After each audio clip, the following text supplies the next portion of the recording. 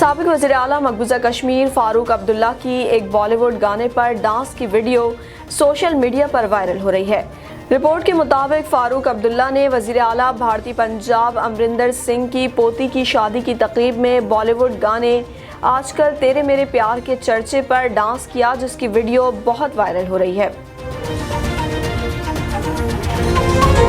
Report के मुताबिक फारूक अब्दुल्ला ने वज़ीर आला भारतीय पंजाब अमरिंदर सिंह की पोती की शादी की तकरीब में बॉलीवुड गाने आजकल तेरे मेरे प्यार के चर्चे पर डांस किया, जिसकी वीडियो बहुत वायरल हो रही है।